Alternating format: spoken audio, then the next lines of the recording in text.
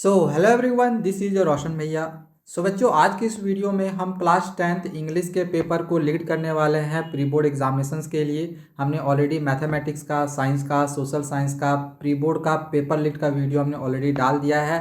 And almost सारे question तुम्हारे प्री बोर्ड एग्जामिनेशंस में वहीं से पूछे गए हैं जिन बच्चों के प्री बोर्ड की परीक्षाएं हो चुकी हैं। तो अभी तक अगर तुम्हारा प्री बोर्ड का परीक्षा नहीं हुआ होगा तो साइंस का, मैथमेटिक्स का और सोशल साइंस का प्री बोर्ड का पेपर लीड का वीडियो जाके जरूर देख लेना। उसका लिंक डिस्क्रिप्शन पे दिया हुआ होगा। इस वीडियो में अभी हम इंग्लिश के पेपर को देखने वाले हैं। ठीक है, तुम्हारा जो इंग्लिश का पेपर आने वाला है वो कैसा रहेगा। तो इसमें तुम्हारे जो भी सेक्शंस होंगे, चाहे वो लिटरेचर का पोर्शन का हो, चाहे रीडिंग सेक्शन से क्वेश्चन हो, चाहे राइटिंग और ग्रामर से हो, तो चारों सेक्शंस के जो भी क्वेश्चंस आएंगे वो मैं तुमको पूरा करवा दे रहा हूँ। तो अगर तुम इतना कर लेते हो तो तुम्हारे एग्जामिनेशंस में तुम्हें 80 में 80 लाने से कोई रोक नहीं सकता। ये 100% गारंटी है कि जो क्वेश्चन अभी मैं करवाऊंगा यही सब का क्वेश्चन तो तुम्हारे प्री बोर्ड एग्जामिनेशन में आएंगे एंड तुम इजीली 80 आउट ऑफ 80 मार्क्स ला सकते हो। तो चलिए शुरू करते हैं हम लोग सबसे पहले लिटरेचर पोर्शन से। ठीक है, पहले मैं लिटरेचर पोर्शन कंप्लीट करवा दे रहा हूँ, इसके बाद फिर आगे जो भी हमारी सेक्शंस है उसके भी क्वेश्चन एंड तुमको यहाँ पे करवाऊंगा।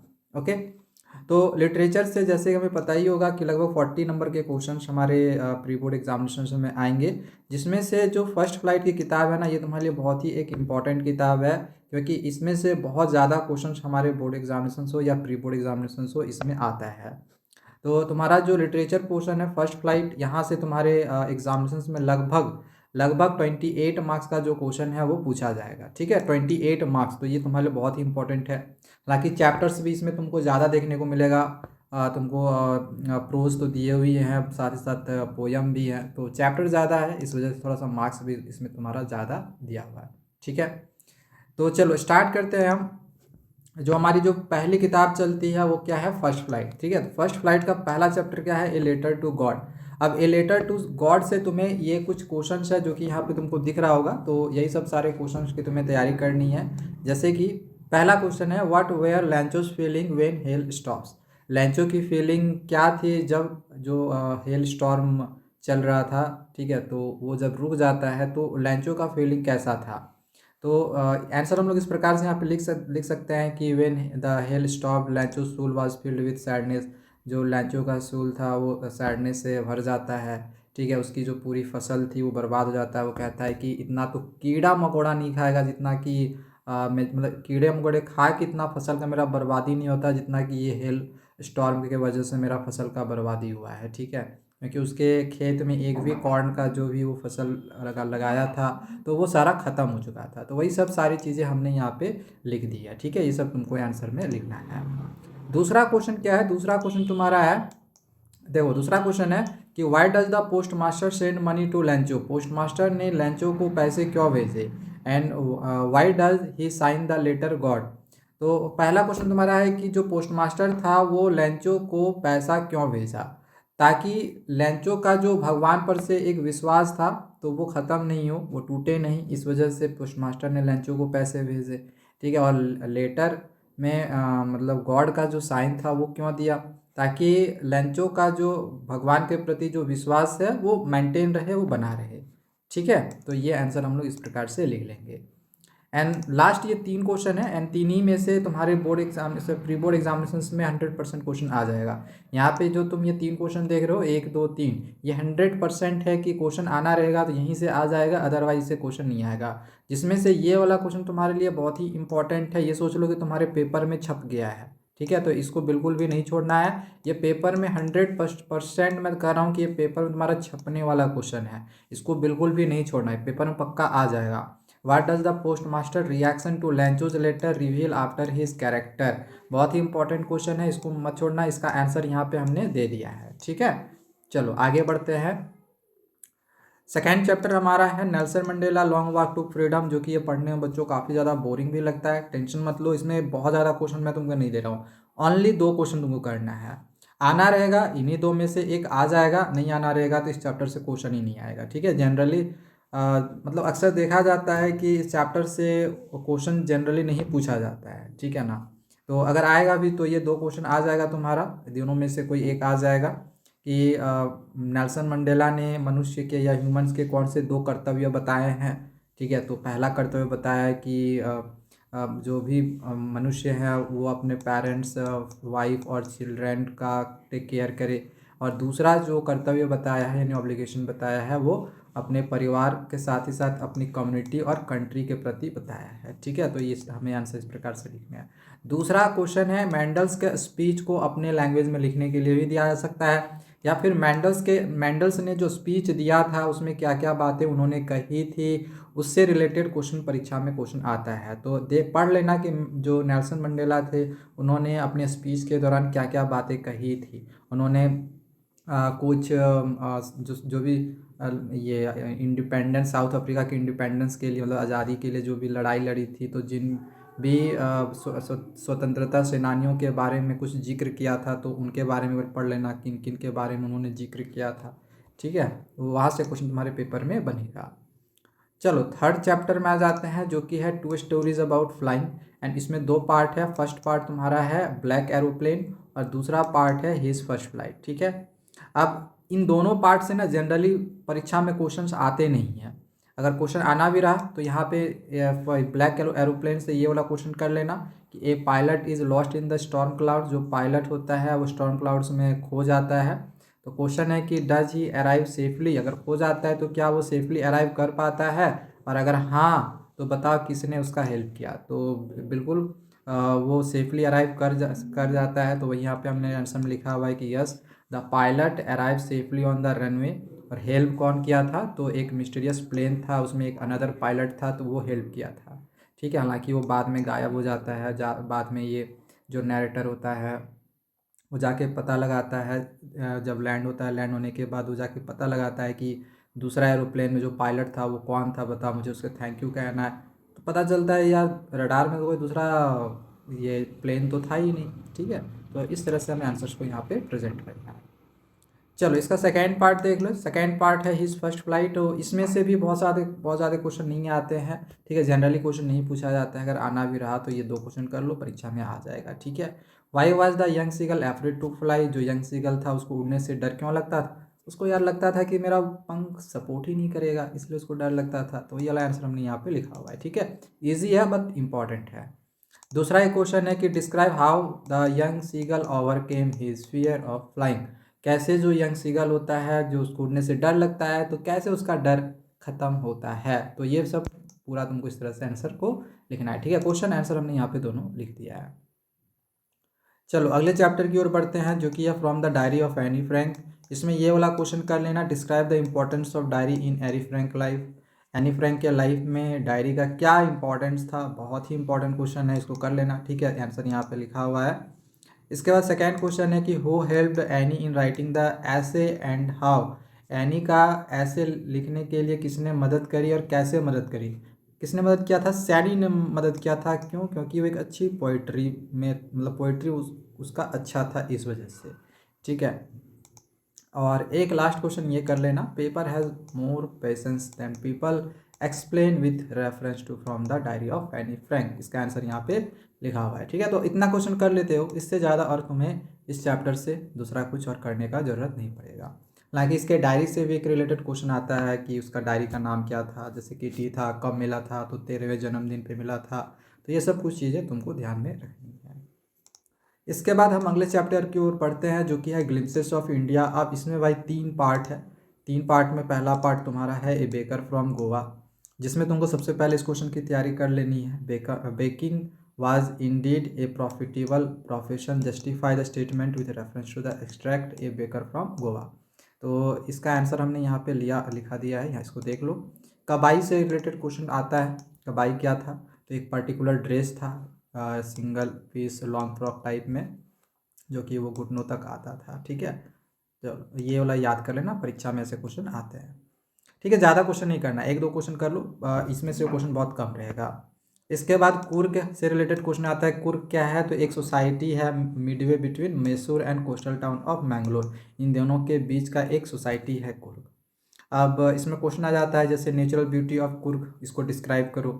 या फिर Coorg is a tourist paradise, इसको मतलब तुमको डिस्क्राइब करना है, इसके बारे में लिखना है। तो ये सब चीज़ें कर लेना, परीक्षा में आना रहेगा, पेपर में यहीं से आ जाएगा। इसके अलावा और कुछ आने वाला इसमें से नहीं है। एंड इसका थर्ड पार्ट है T from Assam.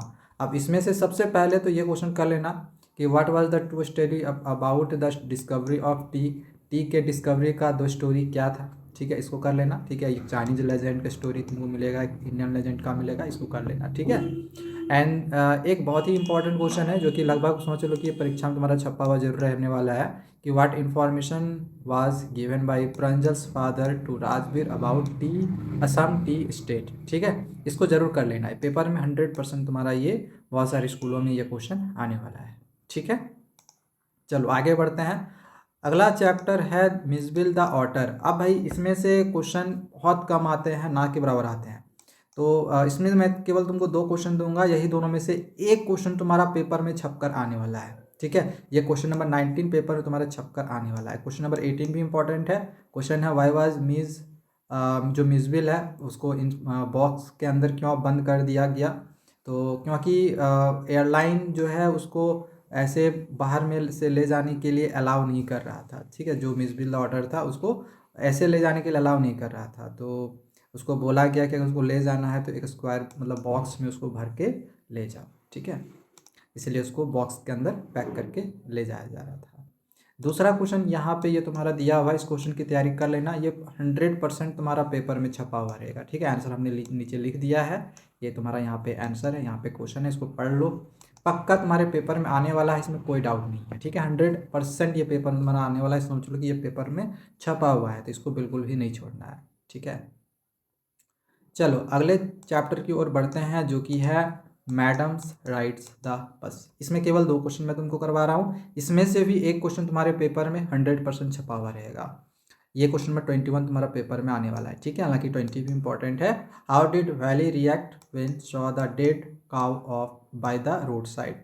Road side में जब डेड काउ को वैली देखती है तो क्या रिएक्ट रहता है, उसका आंसर यहाँ पे हमने लिखा हुआ है, देख लेना। एंड नीचे यहाँ पर जो ये क्वेश्चन नंबर 21 है भाई, सोच लो पेपर में छपा हुआ क्वेश्चन है, नहीं आने का तो कोई चांस ही नहीं है कि नहीं आएगा, गारंटी आने वाला है। तो इस क्वेश्चन की तैयारी हमें अच्छे से जरूर कर लेनी है। ठीक है, पक्का ये आने वाला है, इसको बिल्कुल ही मत छोड़ना। चलो अगले चैप्टर की ओर बढ़ते हैं जो कि है द सरमन एट बनारस। अब इसमें से पहले इस क्वेश्चन को कर लेना, what does the Buddha say about the world. इस दुनिया के बारे में जो बुद्धा थे उन्होंने क्या कहा। ठीक है, आंसर यहाँ पे लिखा हुआ है, देख लेना। The Buddha says that the world is full of suffering and pain. He explains that life is full of birth ageing sickness and death which causing suffering. ये सब आंसर हमें लिखना है। इसके बाद ये जो क्वेश्चन नंबर 23 है ये भी तुम्हारा पेपर में छपने वाला क्वेश्चन है, इसको भी बिल्कुल भी इग्नोर मत करना, बहुत ही इंपॉर्टेंट है, समझ लो ये पेपर में तुम्हारा छप गया है। ठीक है, छोड़ना नहीं है। देखो मैं जितना क्वेश्चन कह रहा हूँ ना कि तुम्हारा पेपर में छपने वाला है, तो सोच लो कि तुम्हारा पेपर में छप गया, उसको उसका ना आने का कोई चांसेस ही नहीं है। ठीक है, तो उसको अच्छे से करके जाना है। जितना मैं कह रहा हूँ ना कि पेपर में छपेगा, वो तुम्हारा 90% स्कूलों में वो पेपर आने वाला है। ठीक है, तो वो क्वेश्चन जरूर करना, बाकी एक दो क्वेश्चन जो एक्स्ट्रा मिलेगा वो किसी किसी दूसरे स्कूल में आ सकता है। ठीक है, तो उसको भी मत छोड़ना, करके जाना। अगला चैप्टर नंबर 9 है द प्रपोजल, जो कि फर्स्ट फ्लाइट का लास्ट चैप्टर है प्रोज का। इसमें पहले ये कर लेना कि how Chubukov react when Lomov expressed his desire to marry his daughter Natalya. और एक क्वेश्चन कर लेना कि how does Natalya react when she comes to know that Lomov had come to propose. ठीक है, ये कर लेना। हालांकि एक क्वेश्चन और मैं दे रहा हूँ, इसको भी कर लेना कि what are the main reason for the conflict between Lomov and Natalia during the proposal. यानी प्रपोजल के दौरान लोमोव और नटालिया के बीच में जो टकराव हो गया था, क्या कारण था, मेन रीजंस क्या था। तो तीन मेन रीजंस थे। पहला तो तुम्हारा था कि प्रॉपर्टी को लेके दोनों पर लड़ने लग गए, फिर ऑक्सन मीडो नाम का एक लैंड था तो उसको लेके लड़ने लग गए थे, डॉग्स को लेकर दोनों लड़ाई लड़ रहे थे। ठीक है, तो ये सब हमें लिख लेना है। तो सारे प्रोज यहाँ पे हमने कंप्लीट करवा दिए हैं। अब आ जाते हैं हम लोग पोयम्स में। पोयम हमारा पहला क्या है, डस्ट ऑफ स्नो। अब डस्ट ऑफ स्नो सारे राइटर का नाम एक बार जरूर याद रख लेना, बहुत ही इंपॉर्टेंट है। ठीक है, कई बार परीक्षा में आता है। तो राइटर का नाम खास करके पोयम में याद करना, प्रोज में नहीं भी करोगे तो कोई दिक्कत नहीं है, लेकिन पोयम में हमें करना है। तो डस्ट ऑफ स्नो को लिखा किसने है, रॉबर्ट फ्रॉस्ट। पहला क्वेश्चन है how does the poet react to crow and hemlock tree. Important है, इसको करके जाना है, पेपर में ज़रूर आएगा। दूसरा क्वेश्चन है कि फायर एंड आइस से दूसरा क्वेश्चन है, जो कि ये तुम्हारा पहला चैप्टर का ही है ये, ठीक है ना। इसको भी रॉबर्ट फ्रॉस्ट ने ही लिखा है। इसमें सबसे पहले करना, what are the two different views about the end of the world in the poem fire and ice. इसको करना, आंसर नीचे यहाँ पे लिखा हुआ है। एंड ये क्वेश्चन, जो क्वेश्चन नंबर ये 29 तुमको देखने में लग रहा होगा भाई, पेपर में समझ लो कि ये छप जाएगा, ठीक है। तो इसको नहीं छोड़ना। ये लो पूरा आंसर हमने यहाँ पे तुम्हारे लिए दे दिया है, ठीक है। इसको देख लो पूरा आंसर को। ये क्वेश्चन आने वाला है, पेपर में छपने वाला क्वेश्चन है। मैं जैसे बार बार कह रहा हूँ, जो क्वेश्चन मैं कह रहा हूँ ये पेपर में छपेगा वो 100% छपेगा। 90% स्कूलों में ये क्वेश्चन तुम्हारा आने वाला है, तो इसको बिल्कुल भी नहीं छोड़ना है, ठीक है। चलो आगे आते हैं हम लोग नेक्स्ट चैप्टर की ओर, जो कि है ए टाइगर इन द जू, जो कि इसको लिखने का कष्ट किया है लेज़ली नॉरिस ने। अब इसमें से क्वेश्चन ज़्यादा आते नहीं हैं, तो एक क्वेश्चन कर लेना, ये love for freedom is the natural instinct of every living being. इसको कमेंट करना इस पर। क्वेश्चन ज़्यादा आता नहीं है, ठीक है। अगर समय होगा तो कर लेना, नहीं तो नहीं करो तो कोई दिक्कत नहीं है, क्योंकि इसमें से क्वेश्चन कम आता है। बट मुझे एक क्वेश्चन देना था, इस वजह से जो सबसे मोस्ट इंपॉर्टेंट था वो मैंने यहाँ पे दे दिया है। इसके बाद अगला है हमारे चैप्टर जो इम्पोर्टेंट है ये how to tell wild animals, जिसको लिखा है कैरोलिन वेल ने। इसमें से 3 क्वेश्चन तुमको दिखाई दे रहे होंगे। पहला, write the sum and substance of poem how to tell wild animals. इसको कर लेना। How what is the theme of the poem how to tell wild animals and how does the poet suggest in the poem to identify the lion and tiger. देखो question आना रहेगा तुम्हारा इस chapter से, ये तीनों में से गारंटी आ जाएगा, ये पक्का है, ठीक है। 100% पेपर में आ जाएगा, आना रहेगा तो, नहीं आना रहेगा तो इससे नहीं आएगा इस चैप्टर से, और आएगा ही नहीं। आना रहेगा तो यहीं से आएगा, अदरवाइज नहीं आएगा, ठीक है। फिर अगला चैप्टर है द बॉल पेन, ये भी बहुत ही इंपॉर्टेंट है। ऐसे पेन, हाँ ठीक है, पेन था कि बॉल पोयम था, मुझे एग्जैक्टली याद नहीं आ रहा, शायद द बॉल पोयम था, पेन नहीं था, शायद पोयम था, ठीक है। देख लेना। इसमें इसको लिखा है किसने, जॉन बैरीमैन ने। तो क्वेश्चन है write the sum and substance of poem the ball poem, ठीक है। बॉल पोयम ही होगा, पेन नहीं होगा, ठीक है, बॉल पोयम होगा। पेन यहाँ पे मिस्टेक से हुआ है। एंड सेकेंड क्वेश्चन है कि what does the boy feel at the loss of his ball, ठीक है। तो ये 2 क्वेश्चन कर लेना, आना रहेगा तो इन्हीं में से आएगा, अदरवाइज इससे भी क्वेश्चन जनरली परीक्षा में नहीं आता है। अगला ये जो तुम्हारा पोयम है अमांडा, बहुत ही इंपॉर्टेंट पोयम है, इसे क्वेश्चन पेपर में आते हैं। इसमें से पहला तुम्हारा अच्छा, अमांडा को लिखा किसने है, रॉबिन क्लिफ ने। क्वेश्चन है what does the poem reflects about Amanda and her mother, बहुत ही इंपॉर्टेंट क्वेश्चन है। अमांडा और उसकी माँ से रिलेटेड क्वेश्चन आता ही है, इसको बिल्कुल भी मत छोड़ना, करके जाना। एंड अगला question justify the poet's allusion to Rapunzel in Amanda, ये 2 क्वेश्चन कर लेना, ठीक है, पेपर में ये पक्का आ जाएगा। और ये जो क्वेश्चन नंबर 38 है, ये छपने वाला क्वेश्चन है, BVI है, तो इसको तो बिल्कुल ही नहीं छोड़ना है, ठीक है। ये 100% तुम्हारे पेपर में आएगा, ठीक है। इसको बिल्कुल भी मत छोड़ना है, पेपर में आने वाला क्वेश्चन है। ओके, चलो आगे बढ़ते हैं। अगला चैप्टर है जो कि पोयम का है, द ट्रीज, इसको लिखा है एड्रेनिया रिच ने। क्वेश्चन है what message does Adrienne Rich want to convey through the poem the trees. इस पोयम से जो एड्रेनिया रिच है वो क्या मैसेज कन्वे करना, क्या मैसेज देना चाहते हैं, इसको कर लेना। दूसरा question, what happens to the house when trees move off it. Next question, what are the 3 things that can't happen in a treeless forest. And एक लास्ट है, what does the imagery of the trees movement from the house to the forest in trees reflect broader themes of liberation and growth in the human experiences. देखो question 4 है, ठीक है, 4 question है, चारों का चारों बहुत इंपॉर्टेंट है। ये इंपॉर्टेंट पोयम ही एक्चुअली में, इससे रिलेटेड क्वेश्चन हमारे एग्जामिनेशन में आता ही है। तो ये तीनों तो इम्पॉर्टेंट है ही है, और ये जो लास्ट वाला जो क्वेश्चन नंबर 42 है, ये फिर भाई वही छपने वाला क्वेश्चन है। ऊपर का तीनों छोड़ दोगे तो कोई दिक्कत नहीं है, लेकिन इसको नहीं छोड़ना है, ठीक है। ये पेपर में तुम्हारा 100% आने वाला क्वेश्चन है, ठीक है। तो इसको अच्छे से तैयारी कर लेना, इसका आंसर हमने यहाँ पे लिख दिया है, ठीक है। अगला पोयम है फॉग, जिसको लिखा है कार्ल सैंडबर्ग ने। पहला क्वेश्चन इसमें जो कि परीक्षा में जनरली पूछा जाता है, what does the poet think the fog is like. Poet fog को किसके साथ कंपेयर करता है? फॉग को कंपेयर करता है पोएट कैट के साथ। तो क्वेश्चन अगला उसी से रिलेटेड है। Find 3 things that tell us that fog is like a cat. कोई 3 चीज़ ऐसे बता जो कि जिससे ये पता चले कि जो फॉग है वो कैट की तरह है। तो जैसा फॉग जो है वो साइलेंटली आता है, जो कैट है वो भी स्मॉल फीट है उसका, तो वो भी साइलेंटली आता है। इसी प्रकार से है कि it looks over like a cat. जो फॉग होता है वो कैट की तरह दिखता भी है। It sits on its haunches like a cat. ठीक है, ये कुछ पॉइंट्स है जो कि पता चलता है कि फॉग जो है वो कैट के जैसा ही है। अगला क्वेश्चन है कि does this poem have a rhyme scheme. क्या इस पोयम में कोई राइम स्कीम है? तो नहीं, इस पोयम में कोई राइम स्कीम नहीं है। अगर तुम्हें नहीं पता होगा कि राइम स्कीम क्या होता है, पोइटिक डिवाइसेस क्या होते हैं, तो भाई कमेंट कर देना, इसके लिए अलग से वीडियो मैं तुम्हारे लिए लेकर आऊँगा, ठीक है, जिसमें अच्छे से मैं समझा दूँगा।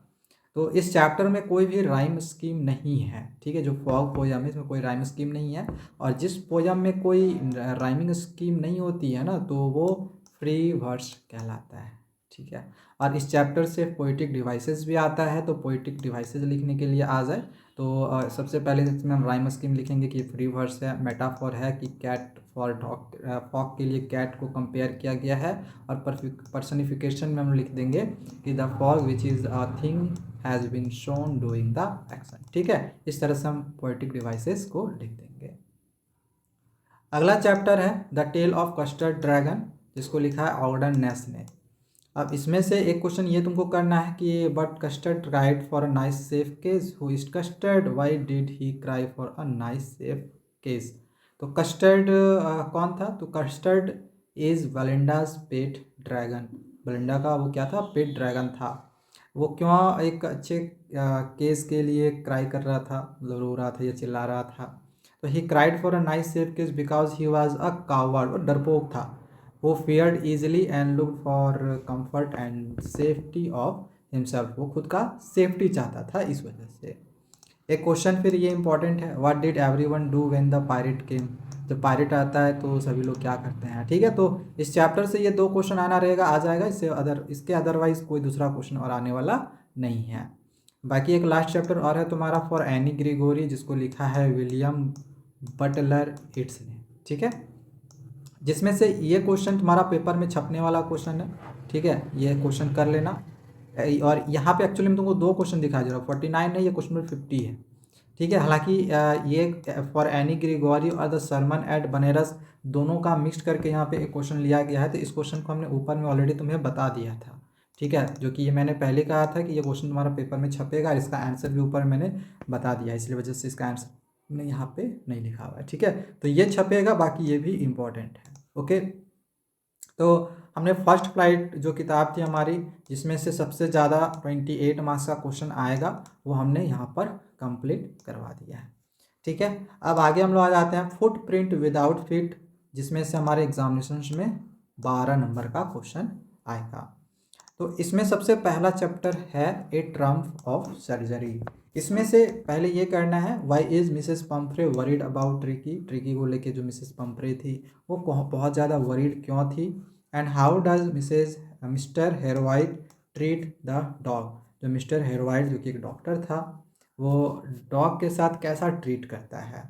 तो बहुत ही इंपॉर्टेंट क्वेश्चन है, ये पेपर में बनता है, इसको बिल्कुल भी नहीं छोड़ना। दूसरा ये जो क्वेश्चन है समझ लो पेपर में तुम्हारा छपा हुआ है, तो ये तुम्हारा 100% पेपर में आएगा, ठीक है, इसको बिल्कुल भी नहीं छोड़ना है, ठीक है। इसका आंसर मैं यहाँ पे दिखा दे रहा हूँ, आंसर यहाँ पे देख लो, थोड़ा आंसर लंबा है इसका, क्योंकि ये तुम्हारा 6 मार्क्स में आएगा, ठीक है। पहले मैं बता दे रहा हूँ 6 मार्क्स का क्वेश्चन है, बहुत ही इंपॉर्टेंट है, तो यार इसको बिल्कुल भी मत छोड़ना, ठीक है, इसको बिल्कुल भी मत छोड़ना। चलो आगे बढ़ते हैं। अगला चैप्टर नंबर 2 है द थीप्स स्टोरी, जिससे क्वेश्चन हमारे एग्जामिनेशन में ना के बराबर पूछा जाता है, क्वेश्चन आता ही नहीं है, फिर भी 1-2 क्वेश्चन हमने यहाँ पे दे दिया है। Why does Anil does not hand over Hari Singh to police. जो अनिल था वो हरी सिंह को पुलिस के हवाले क्यों नहीं करता है, बहुत ही इंपॉर्टेंट है, इसका आंसर हमने यहाँ पे लिख दिया है, देख लेना, ठीक है। क्वेश्चन ज़्यादा आता नहीं है, इसलिए हमने ज़्यादा क्वेश्चन नहीं लिया हुआ है, एक ही लिया हुआ है जो कि पेपर के लिए हमारे लिए इंपॉर्टेंट होगा, बाकी उससे रिलेटेड क्वेश्चन आता है न्यूज़ चैप्टर से।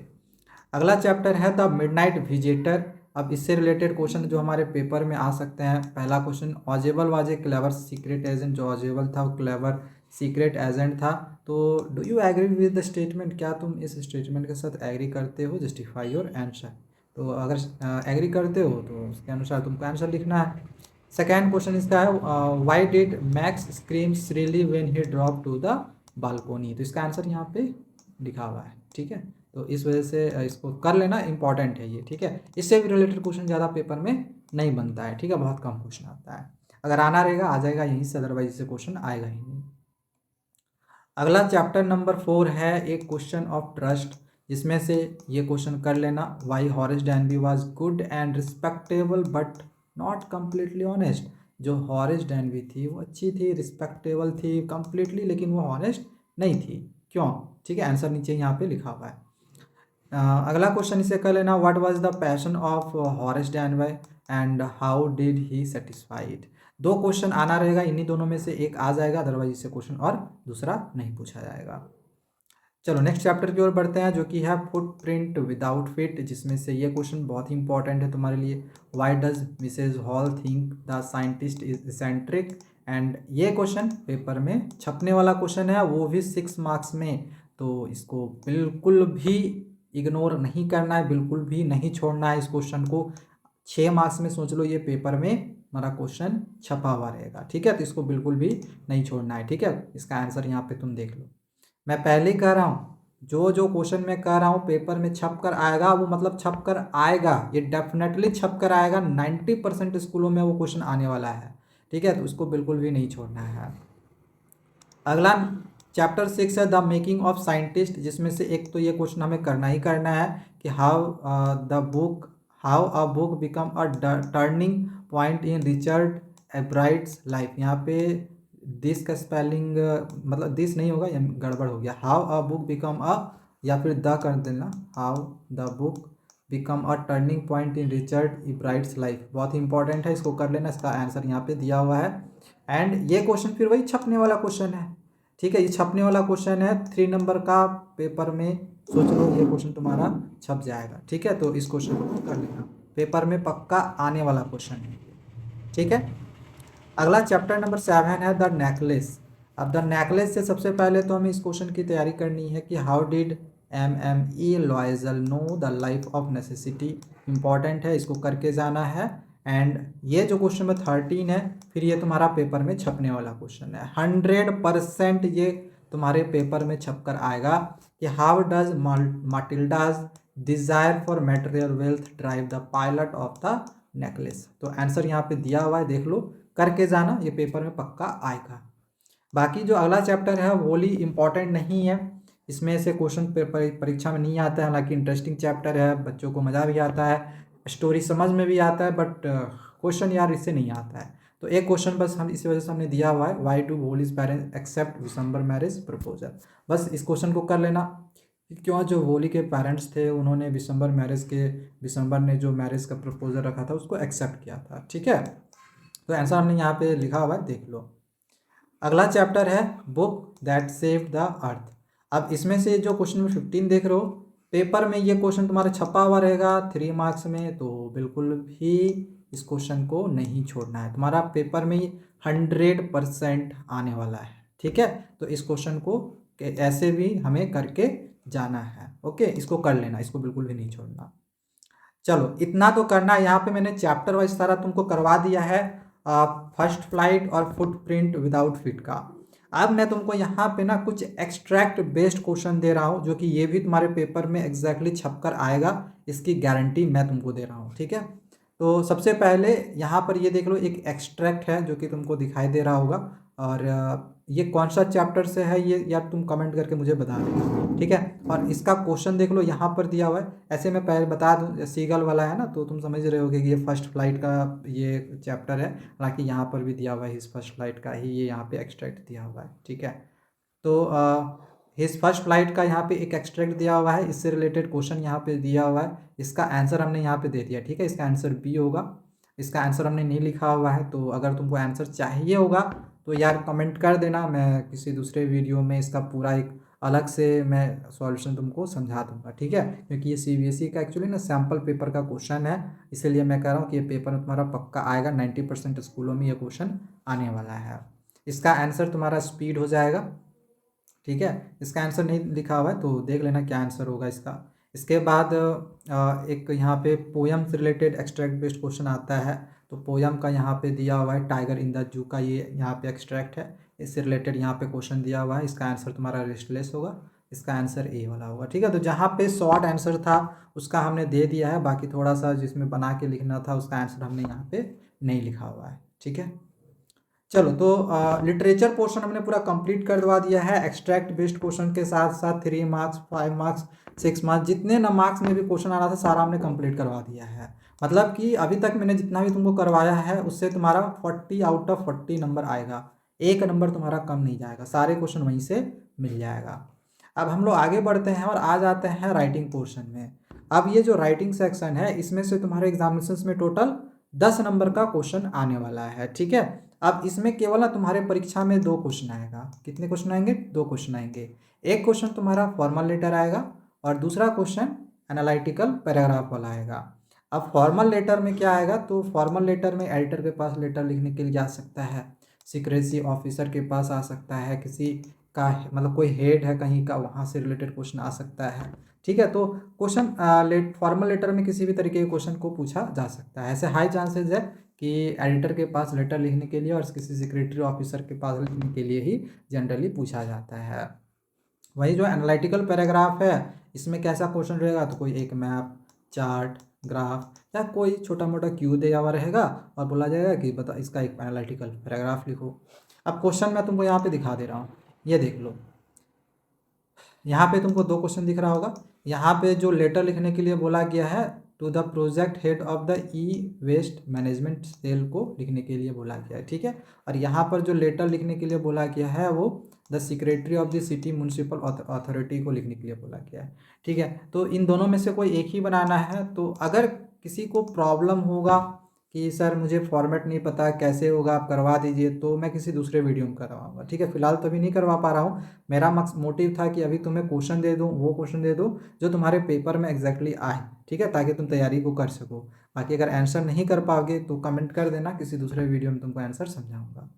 एंड ये तो तुम्हारा था लेटर वाला क्वेश्चन, और ये है तुम्हारा एनालिटिकल पैराग्राफ वाला क्वेश्चन। देखो यहाँ पे कुछ क्यूज दिया हुआ है, ठीक है, कुछ क्यूज दिया हुआ है यहाँ पे इको फ्रेंडली स्कूल बैग को लेकर। एंड हमें यहाँ पे देखो एनालिटिकल पैराग्राफ लिखने के लिए बोला गया है 120 वर्ड में, ठीक है। तो जिन बच्चों को एनालिटिकल पैराग्राफ लिखने के लिए नहीं आएगा तो वो भी कमेंट कर देना, इसको भी लेकर आगे वीडियो बनेगी।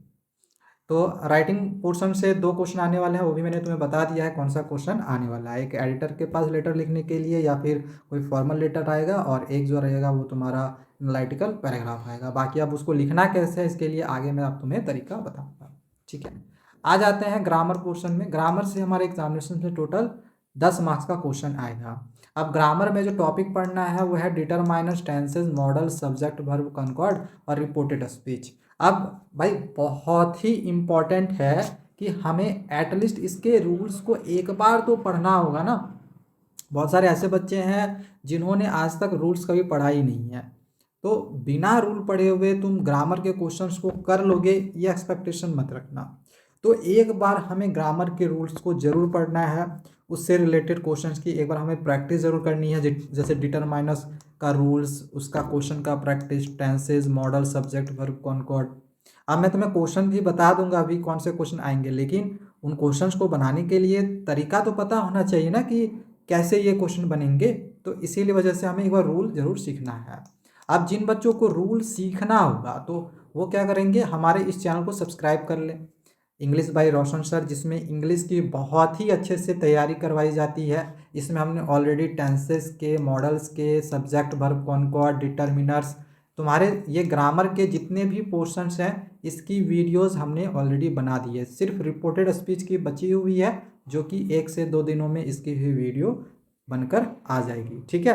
तो यहाँ पे जाके तुम ना देख लेना, ये चारों के रूल्स को बहुत ही अच्छे से समझाया हुआ है। चारों के रूल को अगर तुम सीख लेते हो ना, समझ लेते हो इन वीडियोस से, मैं तुम्हें ये गारंटी दे रहा हूँ कि तुम्हारा ग्रामर में कोई भी क्वेश्चन आएगा तुम वो करके आओगे।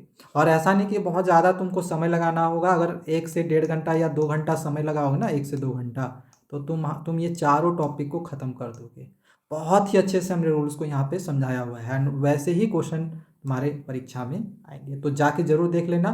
इस चैनल का लिंक डिस्क्रिप्शन पे दिया हुआ है। तुम यूट्यूब में भी सर्च करके इसको निकाल सकते हो, इंग्लिश बाय रोशन सर लिखना, इस तरह का लोगो आएगा, उसको सब्सक्राइब कर लेना। और बेल का बटन को दबाना मत भूलना, क्योंकि जैसे आगे कोई वीडियो हो जाएगी तो फिर तुमको नोटिफिकेशन भी तो चाहिए, क्योंकि इसमें मैं आगे लगातार तुमको ग्रामर की तैयारी करवाते रहूँगा, क्वेश्चंस की प्रैक्टिस करवाते रहूँगा, जो कि तुम्हारे पेपर में जैसा क्वेश्चन आएगा। ठीक है ना।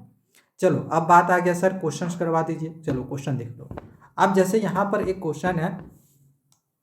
अब देखो क्वेश्चन क्या है कि इसमें दिया गया है कि the following line has an error. यहाँ पे जो एक सेंटेंस है, इसमें जो लाइन खींचा गया ये एरर है।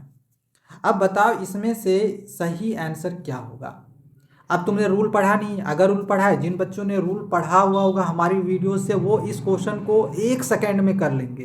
क्वेश्चन पढ़ते पढ़ते उनको आंसर समझ में आ जाएगा। और जिनको रूल नहीं पता होगा क्वेश्चन कर नहीं पाएंगे। अब देखो क्वेश्चन क्या है, she may play the piano when she was only 11। जब वो 11 साल की थी तो पाइनो बजा सकती थी। मैंने रूल सिखाया हुआ है इसमें मैंने रूल सिखाया था, किसमें, मॉडल में रूल सिखाया था। ठीक है, कि मॉडल का क्वेश्चन है। मॉडल का रूल जब सिखा रहे थे तो उसमें मैंने बताया था कुड का एक रूल सिखाया था। और ऊपर में मैंने मॉडल का वीडियो का लिंक दिया हो, जाके एक बार जरूर देख भी लेना। ठीक है, देखो यहाँ पे मॉडल का लिंक मिल जाएगा।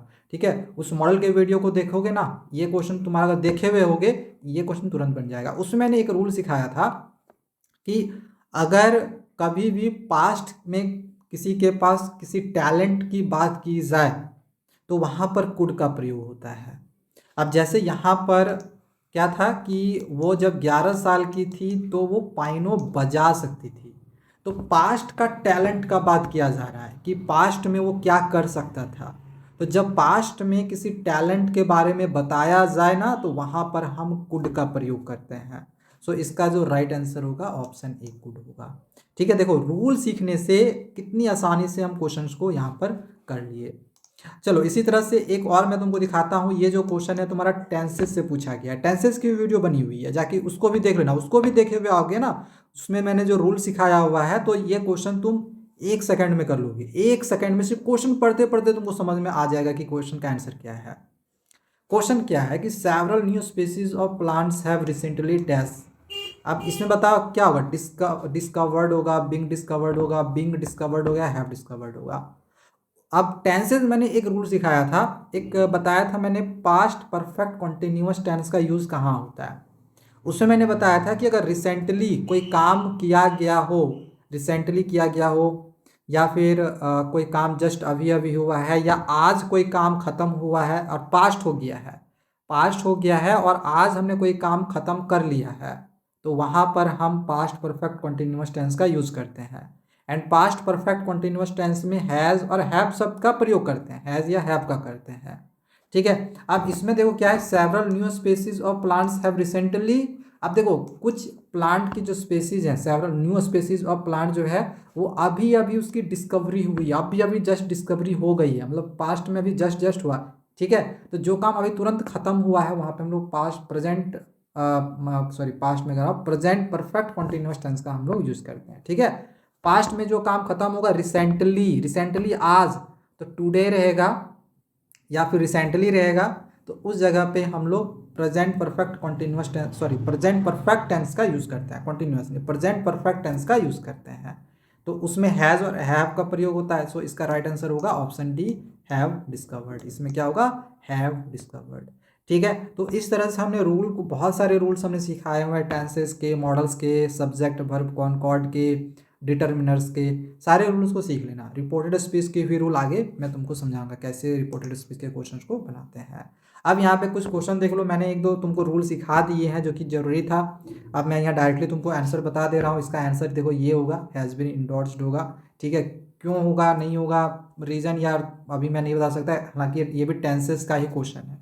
ठीक है, क्योंकि अभी मैं सारे रीज़न बताने गया, सारे का रूल बताने गया तो भाई वीडियो बहुत लंबी हो जाएगी। ठीक है, तो रूल स्पेशली जाके उस वीडियोस में देख लेना, ये को सब क्वेश्चन इजीली तुम्हारा बन जाएगा। अब जैसे ये जो तुम्हारा क्वेश्चन है ये सब्जेक्ट वर्ब कॉनकॉर्ड का पूछा गया है। ठीक है, इसमें पता है कि सिंगुलर के साथ सिंगुलर और प्लूरल के साथ प्लूरल का हम लोग यूज़ करते हैं, यही है सब्जेक्ट वर्ब कॉनकॉर्ड का पहला रूल।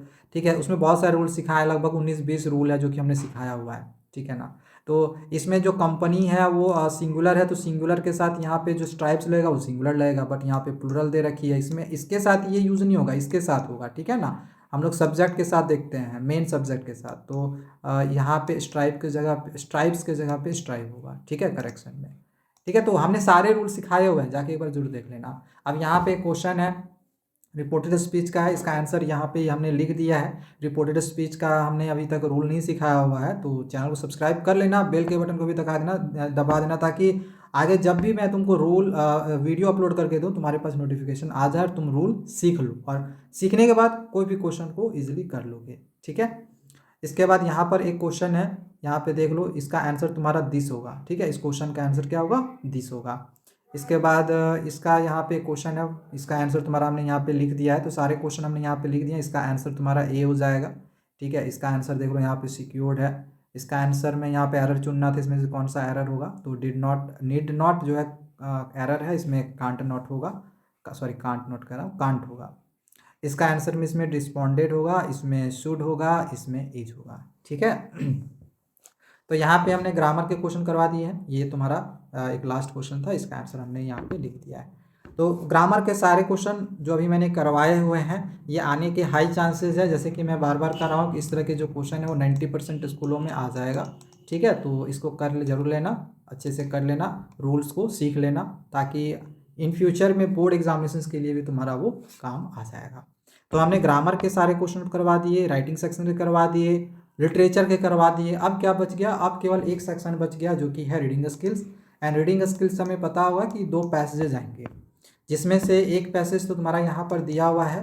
ठीक है, और दूसरा जो पैसेज रहेगा वो केस बेस्ड एक फैक्चुअल पैसेज रहता है, तो आगे मैं तुमको बता रहा हूँ। एंड इस पैसेज को देख लेना, इसी तरह का ही पैसेज और मे बी की सेम पैसेज ही तुम्हारे पेपर में छप कर आ जाए। तो यहाँ पैसेज देख लो, इसका क्वेश्चन भी यहाँ पे मैं तुमको दिखा दे रहा हूँ, ये देख लो, क्वेश्चन कर लो, क्वेश्चन देख लो, एंड क्वेश्चन को करके देखना। मैं यहाँ पे इसका आंसर नहीं बता रहा हूँ, अगर तुम्हें आंसर जानने होंगे तो भी कमेंट कर देना, दूसरे वीडियो में तुमको इसका आंसर बताऊंगा। ठीक है, चलो यहाँ पे देख लो, सारे क्वेश्चन मैं यहाँ पे तुमको दिखा दे रहा हूँ। ठीक है, असर्शन रीजन में भी कुछ क्वेश्चन है। ओके, अच्छा, दूसरा पैसेज भी यहाँ पे शायद शुरू हो गया, ये यहाँ पे सब फर्स्ट पैसेज का सारे क्वेश्चन यहीं पे थे। ठीक है, सेकेंड पैसेज है जो कि केस बेस्ड फैक्चुअल पैसेज होता है ये, तो यहाँ पे दूसरा पैसेज देख लो, एंड इसका क्वेश्चन देख लो, यहाँ पर दिया हुआ है। ठीक है, तो सारे क्वेश्चन हमने यहाँ पे करवा दिए हैं, बाकी अगर पैसेज वाले क्वेश्चन का हमने आंसर नहीं तुमको यहाँ बताया है, नहीं करवाए हैं, अगर समझना होगा तो कमेंट कर देना, दूसरे वीडियो में पैसेज वाले क्वेश्चन के भी तुमको आंसर मैं समझा दूंगा। तो इंग्लिश का पेपर लिफ्ट का वीडियो हमने यहाँ पे ख़त्म कर दिया है, बाकी एक और हमारा बच गया हिंदी। ठीक है, हिंदी का नहीं करवाया हमने, तो अगर किसी को हिंदी का भी पेपर लिफ्ट की वीडियो चाहिए होगी कमेंट कर देना, अदरवाइज़ आगे तुम्हारे लिए इस चैनल पे और भी बहुत सारे इंपॉर्टेंट वीडियोस बनने वाले हैं, तो चैनल को जरूर सब्सक्राइब करके रखे रहना। और हाँ, बेल का बटन को दबाना मत भूलना, वरना भाई फिर तुमको नोटिफिकेशन नहीं मिलेगा, तो आगे तुम्ही को फिर प्रॉब्लम होगा। ठीक है, मिलते हैं दूसरे वीडियोज़ में। Thank you, bye bye.